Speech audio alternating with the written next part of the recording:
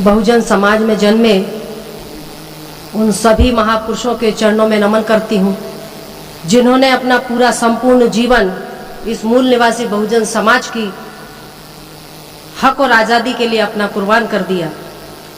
सम्मान का प्रतीक मंच और मंच पर बैठे हुए हमारे बुद्धिजीवी वर्ग के सभी अतिथि वक्तागण, सभागार में बैठे मेरे मूल निवासी बहुजन समाज के भाई और बहनों, आप सभी को मेरा जय भीम, जय भारत, जय मूल निवासी।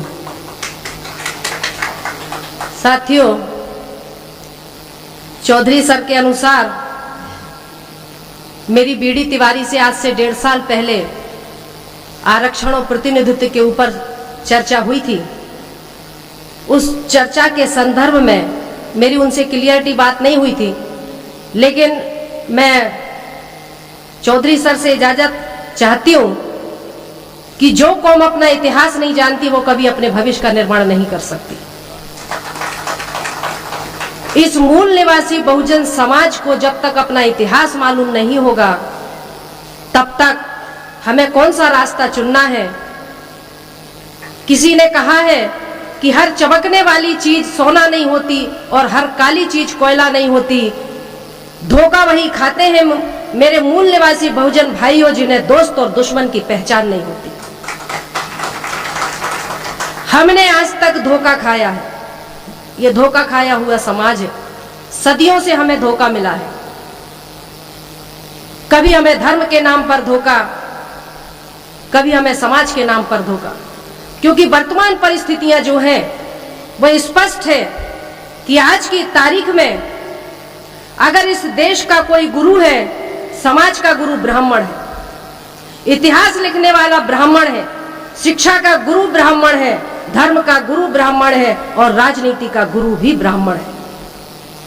आज इन लोगों ने सामाजिक, आर्थिक, शैक्षणिक, राजनीतिक और धार्मिक क्षेत्रों में कब्जा करके इस मूल निवासी बहुजन समाज को अधिकार वंचित कर दिया।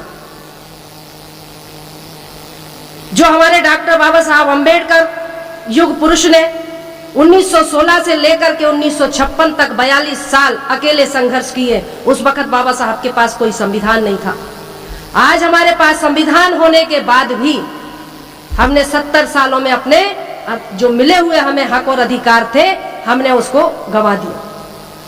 ऐसा क्यों हुआ? ऐसा इसलिए हुआ कि बाबा साहब ने जो शोषित पीड़ित वर्ग को जो अधिकार दिलवाए थे, संवैधानिक अधिकार, मौलिक अधिकार, बाबा साहब ने 2 साल 11 महीने और 17 दिन में भारत का संविधान लिखा, 395 अनुच्छेद लिखे और 12 अनुसूचियां लिखी। 395 अनुच्छेद में 67 अनुच्छेद SC, ST, OBC and minority के समर्थन में है। जो अनुसूचियां 12 अनुसूचियों में अनुसूची 5 और 6 हमारे आदिवासी वर्ग के समर्थन में है। लेकिन इस जो अधिकार वंचित समाज को डॉक्टर बाबा साहब अंबेडकर ने जो अधिकार दिलवाए थे, इन्होंने साम दाम दंड की भेद की नीति से खत्म करने का काम किया। इसलिए हमें इतिहास में जाना जरूरी है कि मेरे मूल निवासी भाइयों, मैं आप लोगों से कहना चाहती हूं कि आरक्षण का जो प्रश्न है, जो सवाल है, ये बहुत पुराना है, इतिहास है। ये 1956 की बात नहीं है। आरक्षण का जनक कौन है, इस चीज को हमें समझना होगा। 4000 साल पहले हमें आरक्षण देने वाले यही यूरेशियन ब्राह्मण थे, जिन्होंने 4000 साल पहले इस मूल निवासी बहुजन समाज को 6500 से भी अधिक कामों में बांट दिया। ये मूल निवासी बहुजन समाज के बीच में कोई भी जाति नहीं थी, कोई भी वर्ग नहीं था, कोई भी भेद नहीं था, कोई भी कामों का बंटवारा नहीं था। ये यूरेशिया से आए हुए विदेशियों ने इस भारत के मूल निवासियों को वर्ण व्यवस्था थोपी और वर्ण व्यवस्था के बाद कर्म व्यवस्था थोपी और कर्म व्यवस्था के बाद इन्होंने कर्म के आधार पर जातियां निर्माण कर दी। ब्राह्मण कहता है, मनुस्मृति के अनुसार जो 4000 साल पहले मनुस्मृति लिखी गई, मैं एविडेंस के साथ में कभी भी मंच पर जाती हूं, इसमें 2669 यानी 2500 से ऊपर इसमें श्लोक है। इसमें वो लिखा हुआ है कि ब्राह्मण ब्रह्मा के मुख से पैदा हुआ, क्षत्रिय भुजाओं से पैदा हुआ, वैश्य नाभि से पैदा हुआ और शूद्र पैरों से पैदा हुआ।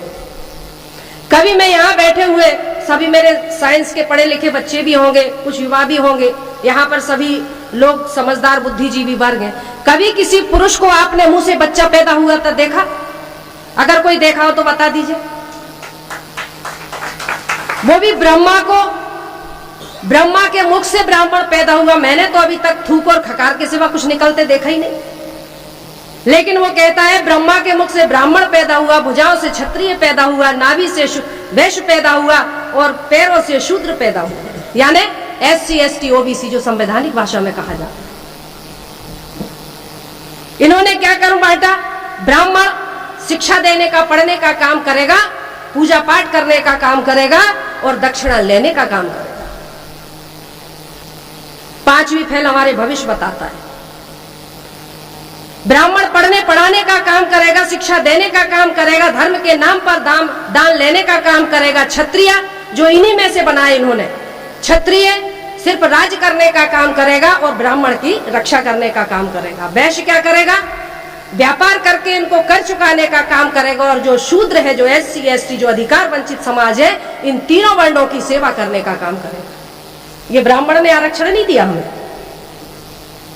आरक्षण खत्म करने की बात कहते हो 4000 साल पहले जो आपने मनुस्मृति के माध्यम से हमारे मूल निवासी बहुजनों को जो आरक्षण दिया, उसको तो खत्म कर दो। उसको खत्म करने की बात नहीं करेंगे। 1956 में जो बाबा साहब ने अनुसूची 15(4)(16)(4) में जो शिक्षा का, समानता का जो हमें अधिकार दिया, उसको छीनने की बात करते हैं। मनुस्मृति में लिखा है शूद्र जाति के लोग ताजा भोजन नहीं कर सकते, मरघट के उतरन कपड़े पहनेंगे, मरघट के जो मुर्दे के हैं वो कपड़े पहनेंगे, ताजा भोजन नहीं करेंगे, चांदी के जेवर नहीं पहनेंगे, मतलब धातु के बर्तन में खाना नहीं खाएंगे, मिट्टी के बर्तन में खाना खाएंगे। गांव से अलग उनकी बस्तियां होंगी, जहां पर सवर्णों की गंदगी बहती है, बाथरूम लेटरिन बहती है, वहां पे हमारे घर होंगे, मरघटों के किनारे हमारे घर होंगे। हम लोग बोल नहीं सकते थे। क्या लिखा मनुस्मृति में कि यदि शूद्र जाति के लोग कहीं अगर किसी धर्म ग्रंथों को अगर पढ़ते हुए मिल जाए तो उनकी जीवा काट लो। मैं नहीं बोल रही हूँ, मेरे बाप ने नहीं लिखी है, ये मेरे बाप ने नहीं लिखी। शूद्र जाति के लोग अगर कहीं धर्म शास्त्रों को पढ़ते हुए मिल जाए तो उनकी जीवा काट लो, अगर सुनते हुए मिल जाए तो कान में गरम शीशा करके डाल दो, अगर ब्राह्मण को निगाह भर करके देख ले, ठाकुरों को देख ले तो उनकी आंखों में सरिये डाल दो, और अगर ठाकुर पंडित बनिया के बगल से बैठे हुए मिल जाए तो उनके पीछे का हिस्सा काट लो। ये किसने दिया आरक्षण? उन्होंने अपने इस धर्म शास्त्र में लिखा कि अगर किसी समाज को गुलाम बनाना है तो शूद्र जाति के घरों में रहने वाली महिलाओं को धार्मिक गुलामी में थोप दो, 7 पीढ़ियां हमारी गुलामी करेंगी। आज हमारी महिलाएं करवा चौथ और हरतालिका और न जाने कौन कौन से व्रत रहती हैं। हमारी कॉलोनी में भी रहती हैं, भोपाल में कहते हैं हरतालिका हम रहते हैं, 3 दिन व्रत रहती हैं, मनपसंद पति मिलता है। कुंवारी लड़की रहती है तो मानती हूँ कि हाँ भैया ठीक है, लेकिन शादीशुदा भी रहती है तो मैं कहती हूँ क्या जो घर में है वो पसंद नहीं है, अभी जो दूसरा चाहिए वो भी रहती है, शिव जी को जल चढ़ाती है। मतलब ब्राह्मण की जो सामाजिक जो धार्मिक व्यवस्था है, समाज का गुरु ब्राह्मण, SC ST OBC, चमार भंगी बसोर धोबी तेली नाई काछी कुमार डोम डमार मांग महार मंगी, दुनिया भर की 6500 से अधिक जातियों का निर्माण कर दिया। समाज को बंटवारा करने वाला ब्राह्मण, बंटने वालों का कोई उद्देश्य नहीं था, बंटने वालों का कोई उद्देश्य नहीं था, हम लोग का कोई उद्देश्य नहीं था, लेकिन बांटने वालों का उद्देश्य था। उनने हमें 6500 से अधिक जातियों में बांटा, कर्म निर्धारित कर दिए। तू भंगी, तू सफाई का काम करेगा, तू चमड़े का काम करेगा, तू तेल निकालेगा, तू कपड़े धोएगा, तू खाना बनाएगा, तू मकान बनाएगा, तू बर्तन बनाएगा, तू बैल ढोर चलाएगा। जो चमड़े का काम करता था वो चमार, जो तेल निकालता था वो तेली, जो गंदगी साफ करता था वो भंगी। भंगी कौन है? वो हमारा समाज है, वो कोई दूसरे कहीं से आए हुए नहीं है। वाल्मीकि समाज हमारा समाज है, क्योंकि ब्राह्मणों के नियमों के अनुसार ये था कि यदि कोई ब्राह्मणों की आज्ञा का अवहेलना करता है तो उसको जाति से वंचित कर दो, उसको मृत्यु दंड तय है। हमारे लोगों ने यदि उनके लिए संघर्ष किया तो उनको उतने ही गंदे काम सौंपे गए और आज उनको समाज से भंग कर दिया। बहुवचन में समाज से भंग, समाज को भंगी कहा गया। ये हमारे अपने लोग हैं, हमारा ब्लड रिलेशन है। लेकिन आज हमारे SC ST के जो लोग हैं, SC में 1075 जातियां हैं, ST में 750 जातियां हैं, पिछड़े वर्ग में 350 से अधिक जातियां, जिन्होंने ज्यादा संघर्ष करा, इनका मुकाबला किया, इनसे डरे नहीं, उनको उतने ही गंदे पैसे सौंपे गए जो अनुसूचित जाति, संवैधानिक भाषा अनुसूचित जाति के नाम से जाने गए। जिन्होंने ब्राह्मणों की गुलामी स्वीकार नहीं करी हमारे ही लोग, और जो जंगलों की तरफ भाग गए वो आदिवासी कहलाए। और जिन्होंने ब्राह्मणों की जी हजूरी करी, गुलामी स्वीकार करी और उन्होंने कहा तुम जो करोगे हम करेंगे, वो पिछड़े वर्ग के लोग कहलाए। आज सबसे ज्यादा अगर देश में गुलाम है और अगर शूद्र जिसको नाम दिया है तो कौन है? वो पिछड़ा वर्ग का लोग है। आज पिछड़े वर्ग के पीछे दुश्मन छिपा हुआ है। आज पिछड़े वर्ग के माध्यम से हमारे ऊपर अन्याय अत्याचार होता है, जबकि वो हमारा बड़ा भाई है। वो नहीं जानता कि ये SC और ST के लोग मेरे छोटे भाई हैं और मैं किन के कहने में ये अन्याय अत्याचार कर रहा हूं। जिन्होंने ब्राह्मणों की गुलामी से, उनके अन्याय और अत्याचारों से तंग होकर जो माइनॉरिटी के लोग कहलाए, जैसे मुस्लिम है, सिख है, बुद्धिस्ट है, ईसाई है, जैन है, ये हमारे लोग हैं, धर्म परिवर्तित। ये मूल निवासी Bahujan Samaj 50% SC ST OBC and minority, ये हमारे वर्ग के लोग हैं। और आज जो हमारे वर्ग के लोग हैं यही अधिकार वंचित लोग हैं। आज इन अधिकार वंचित लोगों के हक और अधिकारों को खत्म करने के लिए अभी कुछ देर पहले राष्ट्रपति जी का जिक्र हो रहा था। रामनाथ कोविंद जी, बहुत सारे लोग मैंने पेपर में देखा रामनाथ कोविंद जी का स्वागत करने के लिए दिल्ली तक पहुंचे। साथियों, मैंने पहले कहा कि जो कौम अपना इतिहास नहीं जानती वो अपने भविष्य का निर्माण नहीं करती। रामनाथ कोविंद है कौन, ये हमें समझना होगा। रामनाथ कोविंद वही है जब डॉक्टर बाबा साहब अम्बेडकर भंडारा से चुनाव लड़ने के लिए खड़े हो गए थे और चुनाव हार गए थे, तब जगजीवन राम की बेटी जो मीरा कुमार है उसको भी राष्ट्रपति पद के लिए खड़ा किया गया था। जगजीवन राम जी ने डॉक्टर बाबा साहब अम्बेडकर के पंडाल पर पत्थर फेंकने का काम करा था।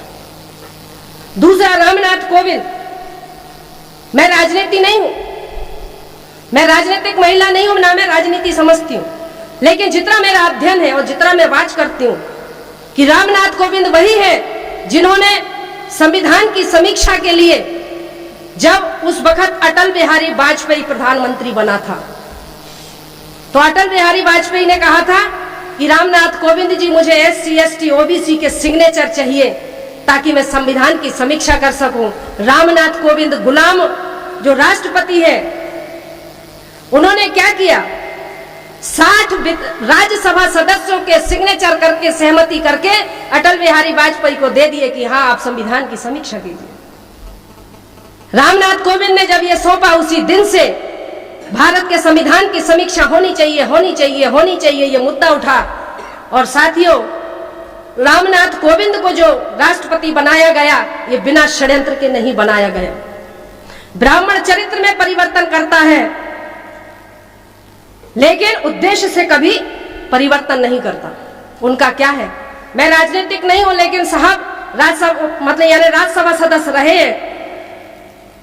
राष्ट्रपति को जिस राज्य का जो राज्यपाल होता है वो एक क्या बोलेंगे उसको, एक विचार भेजता है। क्या बोलेंगे सर उसको, मतलब एक विचार भेजते हैं कि संविधान की समीक्षा होनी चाहिए कि नहीं। राज्यपाल के द्वारा राष्ट्रपति को यह विधेयक पहुंचाया जाता है और राष्ट्रपति उस पर अपनी सहमति देता है कि हाँ संविधान में बदलाव होना चाहिए, समीक्षा होनी चाहिए। रामनाथ कोविंद को अनायास ही कोई दलित को मतलब राष्ट्रपति बनाना कोई ऐसे नहीं बनाया है, योजनाबद्ध तरीके से हुआ है। तो साथियों, इस तरह से जो हमारे हक और अधिकारों को छीनने का काम जो इन लोगों ने किया, वो कोई ऐसी बात नहीं है कि ऐसे ही कर दिया हो, क्योंकि आज हम देख रहे हैं कि लगे हैं लहू के रंग जिनकी गिरेवा पर, लगे हैं लहू के रंग जिनकी गिरेवा पर, वही आज स्वच्छता अभियान की बात करते हैं। हमारी बर्बादी गुजरात से शुरू हुई गांधी के समय पर, और आज भी बर्बादी जो शुरू हुई है वो गुजरात से ही हुई है। 2000 तक नरेंद्र मोदी सामान्य था। आरएसएस का प्लानिंग देखिए, 2000 तक नरेंद्र मोदी जो प्रधानमंत्री है, या ऑन रिकॉर्ड हो रहा है, सीबीआई भी होगी, सब कुछ होंगे, लेकिन मैं नहीं डरती, क्योंकि मैं ऐसे वामसेफ संगठन की कार्यकर्ता हूं जो बिना एविडेंस के कोई काम नहीं करता, बिना प्रूफ के कोई काम नहीं करता। ये धोखा खाया हुआ समाज को कभी धोखा देने का काम नहीं करता। जो सच होगा वही बोलेंगे, नहीं तो समाज को धोखा नहीं देंगे। 2002 तक नरेंद्र मोदी जनरल था, और 2002 के बाद जब जाति आधारित जनगणना हुई तो नरेंद्र मोदी को पिछड़े वर्ग में डाल दिया, चाय बेचने वाला दे। कितने बैठे हैं जिन्होंने चाय पी हो मोदी की? कितने बैठे? आप देखिए, जब नरेंद्र मोदी स्कूल कॉलेज में पढ़ते थे उस वक्त कंप्यूटर चलता ही नहीं था, लेकिन नरेंद्र मोदी की मार्कशीट कंप्यूटर से बनकर के आ रही है। मैं पूछती हूं, पहले बीए होता है या एमए होता है? पहले बीए होता है ना, उसके बाद ही तो एमए होगा ना, लेकिन पहले एमए करा, उसके बाद बीए करा। सोचिए, कार्यपालिका, न्यायपालिका, विधायिका और मीडिया पर, ये बिकाऊ मीडिया पर आज ब्राह्मणों का कब्जा है। आज हाई कोर्ट में, मतलब सुप्रीम कोर्ट में 21 जज हैं, 21 में से 19 ब्राह्मण हैं। प्रधानमंत्री कार्यालय में एक भी एससी एसटी का नहीं है, ओबीसी का नहीं है, पूरे के पूरे सवर्ण भरे हुए हैं। क्या व्यवस्था है, क्या प्लानिंग है? बाबा साहब ने 1927 में मनुस्मृति की होली जलाई थी इसकी। 2027 में संविधान की होली जलाने का प्लान है। मैं ये आपको लिख करके देती हूं। अगर भारत में बाबा साहब का संविधान नहीं बचा तो हम और आप नहीं बचेंगे, ये निश्चित मान के चलिए। बाबा साहब के संविधान को आरएसएस के लोग खत्म करने की पूरी प्लानिंग है, और संविधान बदलने की ये पूरी साजिश है। देखिए, ये मैं बता रहा हूं, भारत का संविधान बदलने की पूरी साजिश है। मालेगांव बम ब्लास्ट में जब पंडित प्रज्ञा ठाकुर ने मालेगांव बम ब्लास्ट किया तो उस वक्त उसका नार्को टेस्ट हुआ, एटीएस ने उसका नार्को टेस्ट किया। नार्को टेस्ट करने के बाद जब उससे एटीएस ने पूछा कि मालेगांव में तुमने जो 11 बम ब्लास्ट किए उसके पीछे तुम्हारा उद्देश्य क्या था, तो नार्को टेस्ट में वो क्या बोलती है, इस पत्रिका पेपर 22 जनवरी 2009 का ये पेपर है। 22 जनवरी 2009 का पेपर पत्रिका, ये भोपाल से निकलता है, और भोपाल के पत्रिका पेपर में क्या दिया कि मालेगांव, मतलब मालेगांव बम ब्लास्ट के संदर्भ में उसका बयान है कि अभिनव भारत की आड़ में हम भारत का नाम परिवर्तन करना चाहते थे। क्या नाम रखना चाहते थे? पूछा गया, आर्यव्रत। आर्य यानी ब्राह्मण, क्योंकि हमारे देश में जब आर आए, हमारे देश में आर आए, हूण आए, शक आए, फ्रांसीसी आए, मुगल आए, अंग्रेज आए, ये सब चले गए, लेकिन आर आज तक नहीं गया। आज आर्य जो यानी वर्तमान का जो ब्राह्मण है वही आर्य का वंशज है। तो हम आर्य व्रत रखना चाहते थे। दूसरा उद्देश्य, भारत में जो रक्षा मंत्री पद है उसको धर्म रक्षा मंत्री के नाम पर पद रखना, नाम मतलब पद निर्माण करना चाहते थे। तीसरा उद्देश्य, भारत का झंडा परिवर्तन करना चाहते हैं। जो तिरंगा झंडा है, जो बाबा साहब ने जिसका सिलेक्शन किया था, उसमें वो कौन सा भगवा झंडा रखना चाहते हैं। चौथा उनका, भारत का संविधान परिवर्तन करना चाहते हैं। 4528 पेज का आर्य संविधान आज भी अटल बिहारी वाजपेयी के पास लिखा हुआ रखा है। और पांचवा उद्देश्य, भारत की एक विशेष जाति से बदला लेना। भारत की विशेष जाति कौन है? अगर संविधान बदलना चाहते हैं तो हम हुए, नहीं बदलना चाहते हैं तो मुस्लिम हुआ। मैंने सोचा मुस्लिम होगा, लेकिन नहीं साथियों, मुस्लिम कोई विदेश से आया हुआ नहीं है। ब्राह्मणों के अत्याचारों से दुखी होकर के ही हमारे ही लोगों ने इस्लाम धर्म को कबूल किया। ये हमारे अपने लोग हैं जिनको हम अपना दुश्मन मानते हैं, लेकिन ब्राह्मणों ने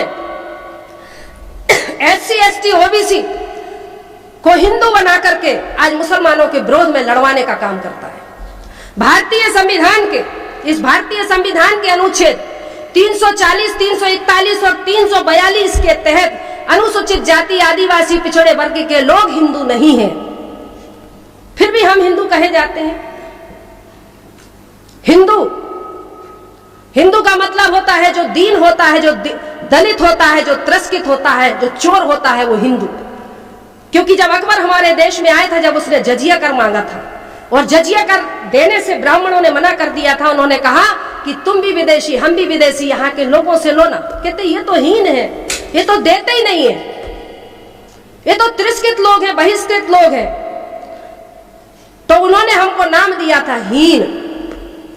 फिर इन्होंने बाद में हिंदू 1922 में RSS के लोगों ने, जो हैंड गवार, जो ढोरों का डॉक्टर है ना, RSS का स्थापना करने वाला हैंड गवार जो ढोरों का डॉक्टर है, उसने 1922 में आर्य समाज की स्थापना कर, हिंदू महासभा की स्थापना की। और उसने 1922 के बाद 1924 में उन्होंने जनसंघ का निर्माण किया, आर्य समाज का उसका निर्माण किया 1924 में, और 1980 में फिर उसको भारतीय जनता पार्टी का नाम दिया। चटर्जी, बनर्जी, मुखर्जी नाम के 3 ब्राह्मणों ने कांग्रेस, जिसको हम आज पार्टी बोलते हैं, उसमें एक अंग्रेज भी था, 1885 1885 में चटर्जी, बनर्जी, मुखर्जी नाम के 3 ब्राह्मणों ने एक मनोरंजन क्लब बनाया। मनोरंजन क्लब बनाने के बाद उनके दिमाग में आया कि इसको मनोरंजन क्लब बनाने के बजाय इसको बना तो दिया, इसको कांग्रेस पार्टी बना दी जाए। अंग्रेजी शासन में कांग्रेस पार्टी बनी। बनर्जी, चटर्जी और मुखर्जी नाम के 3 ब्राह्मणों ने कांग्रेस ब्राह्मणों की, बीजेपी ब्राह्मणों की, कम्युनिस्ट ब्राह्मणों की, देश में आज कोई भी ऐसी एक पार्टी नहीं है जो ब्राह्मण, ठाकुर, बनिया विहीन पार्टी। आज एक तरफ मूल निवासी बहुजन समाज के 85% लोग हैं, दूसरी तरफ जो है वो लोग हैं जिनमें ब्राह्मण, ठाकुर, बनिया है। लड़ाई हमारी किससे है?